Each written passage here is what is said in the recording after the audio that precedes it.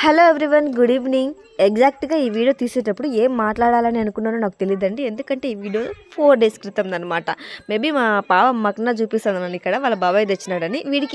వీడికి హోంవర్క్ రాపించడం ఎంత కష్టం అంటే వాడు రాస్తే సరే సరే, లేదంటే కూర్చొని రాస్తాడు.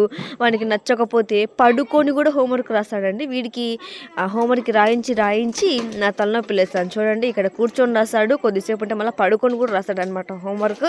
వీడి గురించి చెప్పాలనుకున్నాను అనమాట. ఎగ్జాక్ట్గా నేను ఈరోజు వీడియోలో వాడి అర్మాన్ గడి గురించి చెప్పాలనుకున్నాను అనమాట. ఇక్కడైతే వాడు హోంవర్క్ ఇట్లా ఇసిరేస్తాడు అనమాట. అయిపోయింది, ఎత్తిపెట్టుకో, బాక్స్ ఎత్తిపెట్టి, నా బాక్స్ ఎత్తిపెట్టి అంటాడు అనమాట.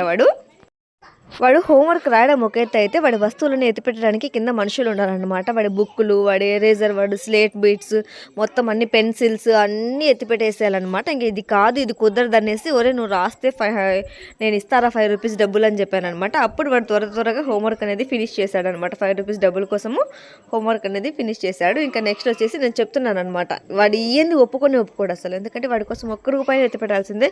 ఇక్కడ వచ్చేసి బట్టలన్నీ నేను తీసేస్తున్నాను అనమాట. ఏ రోజు ఆ రోజు ఉతుక్కుంటున్నానండి. చాలా ఇబ్బంది అయిపోయేది. అప్పుడు ఒక 4-5 డేస్ పడినా కూడా అందరివి చాలా ఇబ్బంది అయిపోయేదండి. ఏ రోజు ఆ రోజు ఉతికిన బట్టలు మడతేయాలి. ఉతికేది ఎట్లన్నా అయితే మడతేసేది ఇంకోటి అనమాట, మనకి రిస్క్. ఉతికిన బట్టలు మడతేయకపోతే ఈ మధ్యన చాలా రీల్స్ ట్రెండ్ అవుతున్నాయి కదా, ఉతికిన బట్టలు మడత వేయకపోవడంలో. అలా అయిపోతుంది అనమాట మనది కూడా. ఇంకా ఏ రోజు ఆ రోజు నైట్ మాత్రమే ఉతికేస్తున్నాను నేను బట్టలు. ఎందుకంటే మనకి వర్షం అనేది పడలేదు కాబట్టి నైట్ మాత్రమే ఉతికి ఆరేస్తే ఇంకా మళ్ళీ నెక్స్ట్ డే నైట్ తీసేస్తాను అనమాట.